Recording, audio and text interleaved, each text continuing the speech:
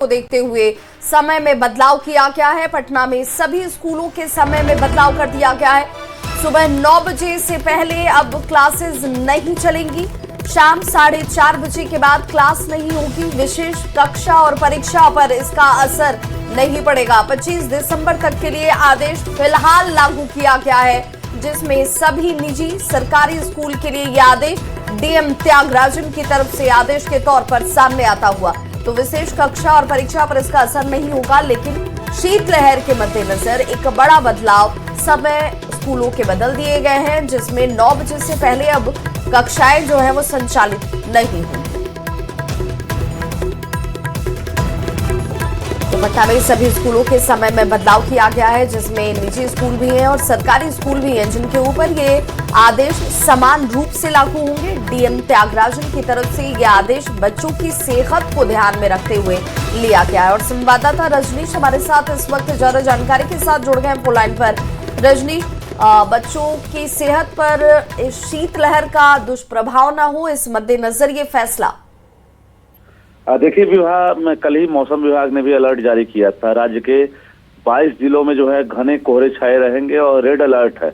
इसके बाद जिला प्रशासन ने भी शीतलहर को देखते हुए स्कूल की टाइमिंग में बदलाव लाया है और फिलहाल अभी जो टाइमिंग है, जो 8:30 बजे से स्कूल खुलने वाला था, लेकिन अब 9 बजे से पहले स्कूल का संचालन नहीं होगा, कक्षा संचालित नहीं किए जाएंगे और शाम के 4:30 बजे के बाद प्रतिबंध लगाया गया है। यानी निजी और सभी सरकारी स्कूलों के लिए ये आदेश जारी किया गया है, जिससे बच्चों और जो शिक्षक हैं उनके स्वास्थ्य पर कोई प्रतिकूल असर न पड़े। विवाह, बहुत बहुत शुक्रिया रजनीश इस तमाम जानकारी के लिए। तो शीतलहर को देखते हुए देखिए अब ये बदलाव आपको स्कूलों में नजर आएगा, जहां पर कक्षाएं 9 बजे से संचालित होंगी और शाम के 4:30 बजे के बाद इन कक्षाओं के संचालन पर पूर्ण रूप से अगले आदेश तक विराम लगाया गया है।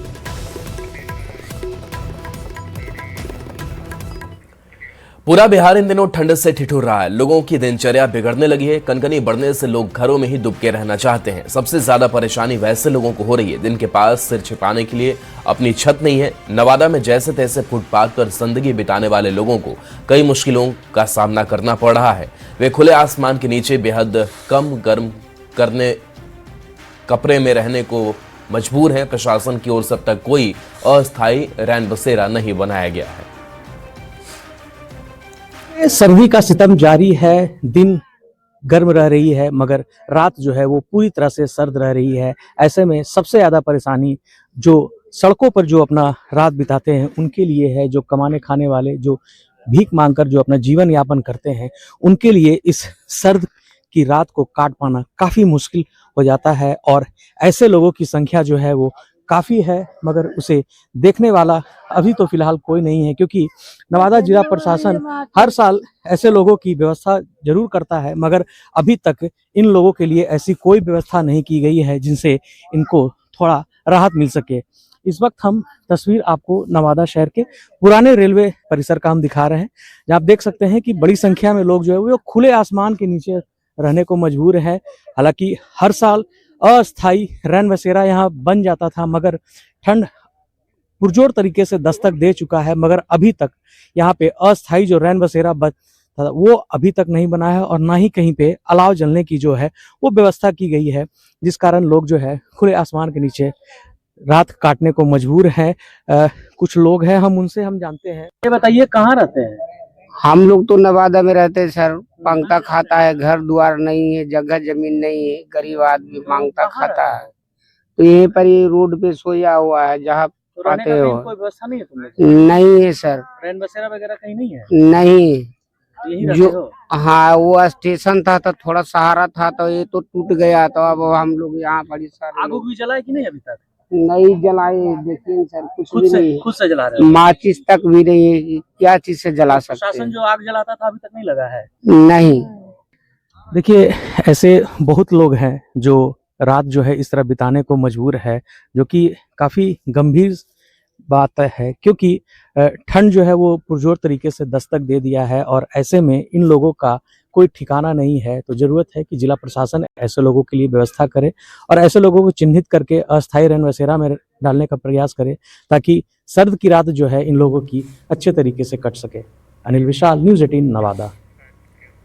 तो देखिए, शीतलहर को लेकर अपील भी अब बिहार राज्य आपदा प्रबंधन प्राधिकरण की तरफ से की गई है और घने कोहरे में वाहन चलाते समय सावधानी और सतर्कता जरूर बरती जाए। कोहरे में गाड़ी की रफ्तार कम रखें, सड़क पर चलते वक्त पूरा ध्यान रखा जाए, हेडलाइट हमेशा लो बीम पर रखें, गाड़ी में फॉग लाइट का उपयोग जरूर इस दौरान आप कीजिए। मोड़ या फिर लेन बदलते समय इंडिकेटर का इस्तेमाल किया जाना चाहिए और आगे चल रही गाड़ी से उचित दूरी बनाकर रखें। अचानक से ब्रेक लगाने से बचें, कोहरे में गाड़ी को ओवरटेक न करें, गाड़ी का शीशा साफ रखें और ड्राइविंग करते वक्त मोबाइल का इस्तेमाल बिल्कुल न करें। तो ये इस वक्त एक तरीके से एहतियाती कदम क्या हो सकते हैं जिससे आप अपनी और दूसरों की सुरक्षा सुनिश्चित कर सकते हैं, इस लिहाज से ये आदेश। मौसम विभाग ने सासाराम के लिए अलर्ट जारी किया है। पूरा इलाका शीतलहर की चपेट में है। रोहतास जिले में आज अचानक पछुआ हवा के कारण तापमान 10 से 11 डिग्री तक पहुंचा। ऐसे में लोग घरों में रहने को मजबूर हैं। वहीं प्रशासन की तरफ से अभी तक सार्वजनिक जगहों पर अलाव की व्यवस्था नहीं की गई है। हालांकि इस कड़ाके की ठंड में लोग अपने स्तर से करगहर में अलाव की व्यवस्था कर रहे हैं।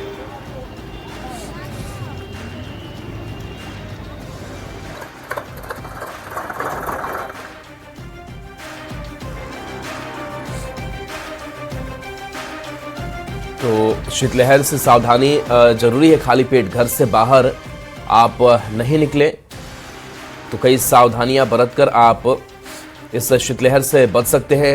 गर्म कपड़े ज़रूर आप घर से पहनकर निकले जब आप बाहर जा रहे हो। पौष्टिक आहार का भी सेवन इस दौरान बेहद ज़रूरी है। गर्म पेय पदार्थों का आप इस्तेमाल कर सकते हैं ताकि आप शरीर को गर्म रख सके। इसके साथ साथ खास करके जो बीपी और डायबिटीज के रोगी है वो इस ठंड के मौसम में सावधानी बरतें। इसके साथ साथ जो हृदय रोगी और बच्चों को भी खास सावधानी बरतने की जरूरत है। हर वर्ष ठंड बढ़ती है और इस साल भी बढ़ गई है। हम यही कहेंगे जिला प्रशासन से, हो सकता है अचानक ठंड बढ़ने से जिला प्रशासन अभी तक अलाव की व्यवस्था कहीं नहीं कर पाई है, लेकिन हम उनसे आग्रह करेंगे कि हर जगह स्टेशन पे, बस स्टैंड और गांव में, महादलित टोलों में अलाव की व्यवस्था की जाए।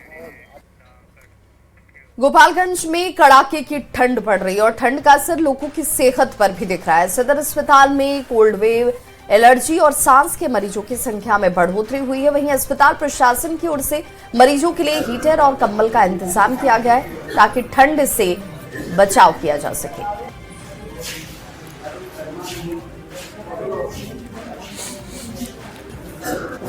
गोपालगंज में कड़ाके की ठंड पड़ रही है और इस ठंड का असर लोगों की सेहत पर दिखाई दे रहा है। गोपालगंज के सदर अस्पताल के इमरजेंसी वार्ड की ये तस्वीर है और यहाँ पर ठंड से बचने के लिए अस्पताल प्रशासन ने हीटर लगाया है। इसके अलावा मरीजों को कंबल दिया जा रहा है ताकि मरीजों को किसी तरह की परेशानी न हो सके।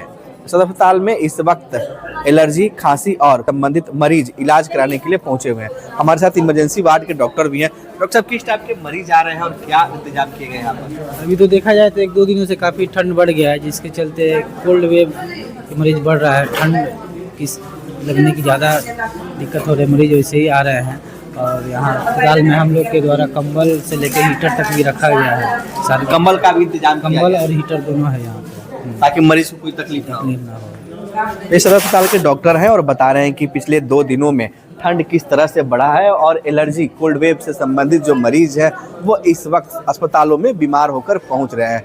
मरीजों को ठंड में किसी तरह की दिक्कत ना हो, उनकी सहूलियत के लिए यहाँ पर हीटर भी लगाए गए हैं और मरीजों को कंबल भी अस्पताल प्रशासन की ओर से दिया जा रहा है। डॉक्टर लोगों से इस मौसम में सावधानी बरतने के लिए अपील कर रहे हैं। गोविंद कुमार, न्यूज़ 18, गोपालगंज।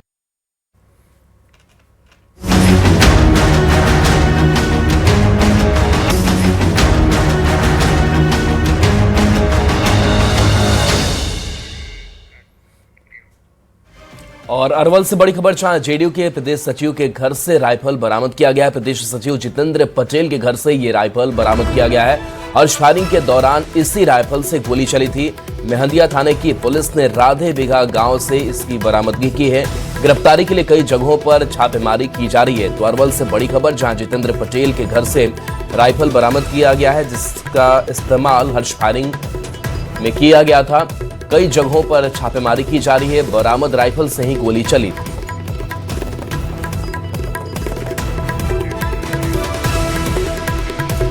खबर मोतिहारी से, जहां साइबर पुलिस ने डिजिटल अरेस्ट कर ठगी करने वाले एक बड़े गिरोह को धर दबोचा है। साइबर थाने की पुलिस को ये जानकारी मिली थी कि राजपुर और सीतामढ़ी के साइबर ठग डिजिटल अरेस्ट कर लोगों से करोड़ों की ठगी करने वाले हैं, जिसके पहले ही पुलिस ने 3 ठगों को पकड़ लिया है और साइबर ठग जिले में गिरोह का संचालन कर रहा था। और इसके बाद साइबर थाने की पुलिस ने जितेंद्र कुमार, अमल प्रकाश और ओम प्रकाश को गिरफ्तार कर उसके पास से 1,20,000 रुपए भी बरामद किए। 5 मोबाइल, 18 एटीएम कार्ड, 1 मोटरसाइकिल की जब्ती की गई है। पुलिस का यहां तक दावा है कि करीब 6 करोड़ रुपए की हेराफेरी और साइबर फ्रॉड को पकड़ा गया है।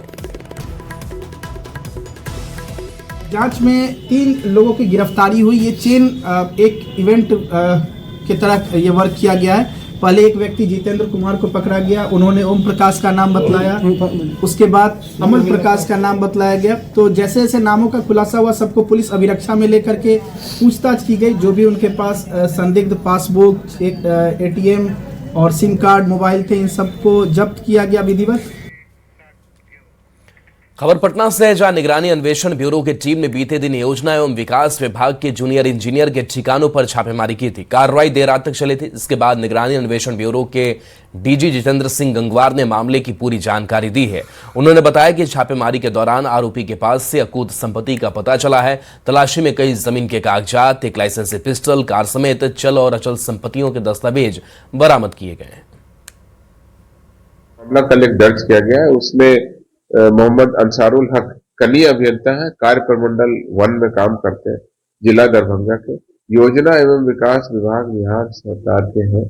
इनके विरुद्ध 1,86,00,000 से अधिक का जो डिस्प्रपोर्शनेट असेट है, अर्थात आय से अधिक संपत्ति का मामला है। थाना अंधरामठ, जिला मधुबनी में उनके जो स्थायी आवास था, जो पैतृक आवास था, उसकी भी तलाशी ली गई।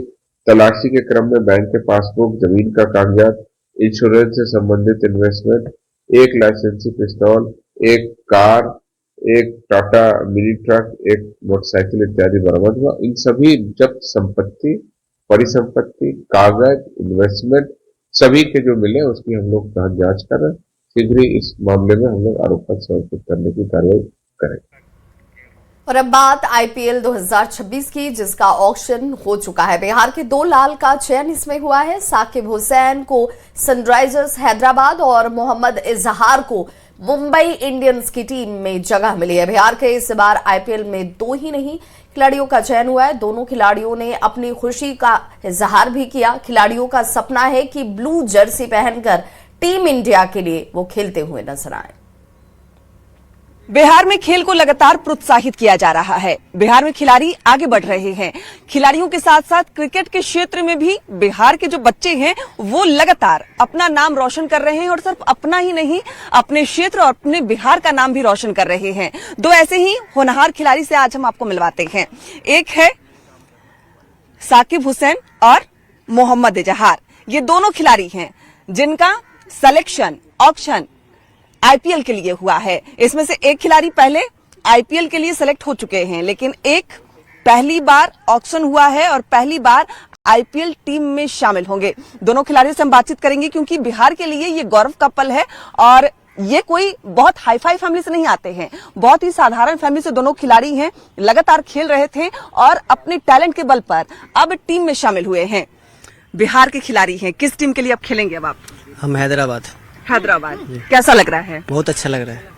पहले भी आपका ऑक्शन हुआ है, पहले भी टीम ने आपको सेलेक्ट किया था पर खेलने का मौका नहीं मिला। जी 2024 में हम केकेआर टीम में थे और इस साल हैदराबाद टीम में। बॉलिंग अच्छा करते हो कि बैट्समैन अच्छा? फास्ट बॉलर है। फास्ट बॉलर जी। तो क्या लग रहा है कि इस बार नाम रोशन आएगा बिहार जी का? बिल्कुल होगा और अपना है कि अपना प्रोसेस पर ध्यान देना, अच्छा करने के बारे में सोचना है। अपने ही साथी विपक्षी टीम का हिस्सा होंगे तो मनोबल टाइट होगा एकदम कि नहीं? बिल्कुल नहीं। देखिए यहाँ पे हम लोग एक साथ खेल रहे हैं, अपना बिहार का टीम है, बट वहाँ जाने के बाद वो एक फ्रेंचाइजी हो गई, तो हम मुंबई से खेल रहे हैं, ये हैदराबाद से, तो वो अपनी टीम के लिए वहाँ खेल रहे होंगे। तो ऑफकोर्स ये बात है कि वहाँ ये लोग अपोनेंट है, तो वहाँ पे उस हिसाब से होगा। फिर ऑन द ग्राउंड वो सारी चीजें हैं, ऑफ फील्ड सभी एक दूसरे का फ्रेंड है, अच्छे दोस्त है हम लोग, जो जबकि 2-3 साल से कंसिस्टेंट साथ रह रहे हैं, बहुत अच्छे। तो इस तरह से है। कैसा लग रहा है जब पता चला, ये जानकारी मिली कि आपको भी किसी टीम ने सेलेक्ट किया है? कैसा लगा वो पल? कैसा बिल्कुल था? बहुत अच्छा लगा, बहुत ज्यादा अच्छा लगा। एक्साइटेड थे कि चलो एक प्लेटफॉर्म मिला, लेकिन ये बहुत बड़ी चीज नहीं है। एक छोटा सा ये है कि प्लेटफॉर्म मिला है, वहाँ जाके बहुत अच्छा करना है, सीख के आना है, ये सारी चीजें हैं अभी मन में कि नहीं, वहाँ जाना है और अपने आप को बेहतर से बेहतर बना करके आना है। आपने कहा कि बड़ी चीज नहीं है, तो क्रिकेट खिलाड़ियों के लिए बड़ी चीज क्या होगी? इंडियन टीम में जगह बनाना। बिल्कुल बिल्कुल, जब तक आप ब्लू जर्सी नहीं पहनते हैं वो बहुत बड़ी चीज नहीं है आपके लिए। इस बार बिहार से 2 खिलाड़ी सेलेक्ट हुए हैं ऑक्शन में, अलग अलग टीमों के लिए खेलेंगे, मुंबई के लिए और हैदराबाद के लिए, कोलकाता के लिए। और सपना है कि ऐसे ही आगे बढ़ते रहें, माँ बाप का नाम रोशन करते रहें। माँ बाप को भी गर्व महसूस हो रहा है कि बचपन में जिन्हें खेलने के लिए रोकते थे, अब वो बच्चा बिहार का नाम देश मतलब इंडिया लेवल पर रिप्रेजेंट कर रहा है। कैमरामैन सुबोध के साथ विनीता मिश्रा, न्यूज़ 18 पटना। खबर पटना से, जहां गांधी मैदान में लगे सरस मेला में यूं तो कई स्टॉल है, लेकिन एक ऐसा भी स्टॉल है जो आपको भी सोचने पर मजबूर कर देगा कि जज्बा हो तो ऐसा। वेस्टेज सामान से कई यूनिक चीज बनाने वाले उत्पाद भी शामिल हैं। गुजरात से आई एक युवा लड़की जो कैंसर से पीड़ित है। पिछले 3 सालों से वो यहाँ पर अपने सामानों के साथ स्टॉल लगा रही है, लेकिन युवा उद्यमी कैंसर से पीड़ित है, जिसका इलाज आयुष्मान कार्ड से चल रहा है। उनसे न्यूज़ 18 की संवाददाता ने खास बातचीत की। गांधी मैदान में सरस मेला हर साल ठंड के दिनों में लगाया जाता है और इन सरस मेला में सिर्फ जीविका दीदी के स्टॉल नहीं होते, बल्कि बिहार के अलावा अन्य राज्यों की महिलाएं भी अपने उत्पादों के साथ यहां पहुंचती हैं। एक ऐसा ही स्टॉल हम आपको दिखाते हैं। ये स्टॉल है गुजरात का। यहाँ 3 सालों से जो दीदी हैं वो अपने हाथों से बने हुए सामानों के साथ यहाँ पहुंच रही हैं। और जो यहाँ पे आपको स्टॉल के पास जो नजर आ रही होंगी, ये बहुत खास है, क्योंकि अभी ये कैंसर जैसी गंभीर बीमारी से लड़ रही हैं, जूझ रही हैं। बावजूद इसके इनकी हिम्मत को देखिए, ये स्टॉल चला रही हैं। इस साल भी सरस मेला में पहुंची है, पिछले 3 सालों से लगातार आ रही हैं। इस साल भी यहाँ पहुंची है अपने सामानों के साथ। इनके जज्बे को सबसे पहले बहुत सलाम। क्या नाम है? मेरा नाम गरवा मोहिनी है। कितने सालों से आ रही हो? 3 साल से? हाँ, 3 साल से आ रही हूँ मैं। ये सब आपके हाथों से बने हुए हैं या फिर बनवाते हो आप? नहीं, ये हम खुद भी बनाते हो, दूसरी महिला को रोजगारी भी देते हैं हम लोग। कितने लोग आपके साथ जुड़े हुए हैं? 40 महिलाएं हमारे साथ जुड़ी हुई हैं। 40 महिलाएं जुड़ी हुई हैं। देखिए 40 महिलाएं इनके साथ जुड़ी हुई हैं और बड़ा अच्छा लगता है जब कोई इस तरीके से काम करता है। 40 महिलाओं को रोजगार दे रही हैं। एक वक्त होगा कि जब आपके पास रोजगार नहीं हुआ, कैसे, ये कहाँ से प्रेरणा मिली कि काम जब हमारे पास वैसे कुछ नहीं था, वैसे हम घर पे बैठ के थोड़ा थोड़ा करते थे। उसके बाद जो हमारे सर ने हमें सलाह दी कि आप बाहर जाइए, एग्जीबिशन में बेचिए, तब मेरा पहला मेला मैंने जूनागढ़ में किया था। हमारे कच्छ में ही है वो, जूनागढ़ में हम लोगों ने पहला एग्जीबिशन का। उससे हमें पता चला कि बाहर निकलेंगे इतना ज्यादा प्रॉफिट होता है। उसके जगह मैं सब जगह पे मेले में जाने लगी। मैं हैदराबाद, उत्तराखंड, यहाँ पे बिहार में सब जगह पे जहाँ पे भी मेला लगता है वहाँ पे सब जगह पे जाती हूँ मेला करने के लिए। फिर हमारे गुजरात से तो बहुत दूर है, लेकिन फिर भी हम लोग जाते हैं मेले में। जो इस बीमारी से जूझ रही हैं आप, काफी गंभीर बीमारी कहते हैं कैंसर, कब हुआ आपको? मुझे ये 1 साल पहले हुआ था। 1 साल? हाँ। पिछले साल मेले में आई थी? हाँ, पिछले साल भी आए थे हम लोग। अच्छा, आई थी? हाँ। अम्मा इधर आप भी आ जाओ। यहाँ पे तो आपका स्टॉल लग ही रहा है। हाँ। यहाँ से कितना प्रॉफिट हो जाता है? बहुत अच्छा होता है। रोज का मेरे को 10,000 हो जाता है। मेरा 10,000 हो जाता है। हाँ। अच्छा लोग भी आता है, खातिरदारी भी अच्छे से करते हैं। हाँ, बहुत अच्छी करता है खातिरदारी। कहते हैं कि कैंसर का इलाज बड़ा महंगा है। हाँ। तो फिर आप मेरी जो भी ट्रीटमेंट थी वो मेरी पूरी जो आयुष्मान कार्ड है उसी में से हुई है। पूरी आयुष्मान कार्ड से पूरा कैंसर का इलाज? मेरा लोही का जो रिपोर्ट होता है, सर की जो फी होती है, वो सारे पैसे आयुष्मान कार्ड में से ही कपते हैं। अगर 100 रुपए की भी दवा हो उसके पैसे भी आयुष्मान कार्ड में से ही कपते हैं, मेरे से नहीं लेते। क्योंकि कैंसर से जूझने के बावजूद भी वो हर साल पटना में गांधी मैदान में लगे स्टॉल में पहुंच रही हैं, बीमारी को हराकर जीत भी चुकी हैं और धन्यवाद भी कह रही हैं आयुष्मान कार्ड का, क्योंकि उसी के तहत उनका इलाज भी हुआ। और खासकर पटना के गांधी मैदान में जब वो सरस मेले में पहुंचती हैं तो उनके बनाए हुए उत्पादों को लोग खरीद भी रहे हैं और लगभग 1 से 1.5 लाख की प्रॉफिट भी उन्हें हो रही है। कैमरामैन सुबोध के साथ विनीता मिश्रा, न्यूज 18 पटना। औरंगाबाद में एक बस अनियंत्रित होकर पलट गई। इस हादसे में 15 यात्री घायल हुए। घटना अंबा नबी नगर रोड की है और 4 घायलों की हालत गंभीर बताई जा रही है, जिन्हें बेहतर इलाज के लिए दूसरी जगह रेफर किया गया। तस्वीर आपके सामने है, देखिए। फिलहाल मामूली रूप से घायल यात्रियों को नबी नगर सीएचसी में भर्ती करवाया गया। हादसे की वजह का फिलहाल पता नहीं चल पाया है, लेकिन ये कहा जरूर जा रहा है कि बस का ड्राइवर नशे की हालत में था, जिस वजह से ये बस हादसा हुआ। तो स्थानीय स्तर पर लोगों की तरफ से मदद की गई और इस हादसे में घायल हुए लोगों को अस्पतालों तक पहुंचाया गया। धीरे धीरे ही चल रहा था, लेकिन आगे कुछ भी नहीं था। अब नीचे बस गिर गया, इधर क्या बोलते हैं, रोड के नीचे गिर गया था। बस भरा हुआ था? हाँ, भरा हुआ था। बस के ऊपर भी लोग थे? नहीं, बस के ऊपर नहीं थे। भागलपुर शहर को अब जाम की समस्या से निजात मिलेगी। जिला प्रशासन ने अस्थायी बस स्टैंड को बाईपास थाना के पास रिक्शा डी में चालू कर दिया है। यहां से पश्चिम बंगाल, झारखंड सहित अलग अलग जगहों के लिए बस सेवा शुरू हो गई है। साथ ही दूसरे जगहों से भागलपुर आने वाली बड़ी वाहनों का ठहराव यहां होगा।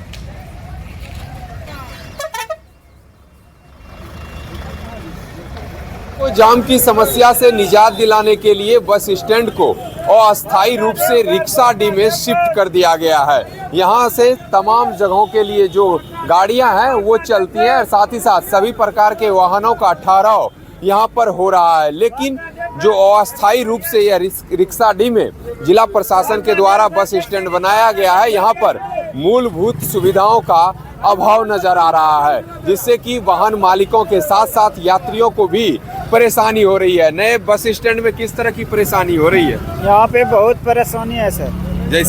जैसे कि यहाँ हम लोग को गाड़ी लगाने में भी दिक्कत है। ये सही से पॉइंट भी नहीं दिया है कि किस पॉइंट से किस जगह का गाड़ी जाएगी। सब एक ही जगह भेड़िया दर्शन करता है, उधर से वो घुसता है, उधर से वो घुसता है। उसके बाद में ये ईटा निकला हुआ है। शौचालय वगैरह की स्थिति? शौचालय तो नहीं है यहाँ। नहीं है। पीने का पानी दिया है, थोड़ा सा नल लगा है, एगो थोड़ा व्यवस्थाएं दुरुस्त नहीं है, व्यवस्था बढ़िया नहीं है।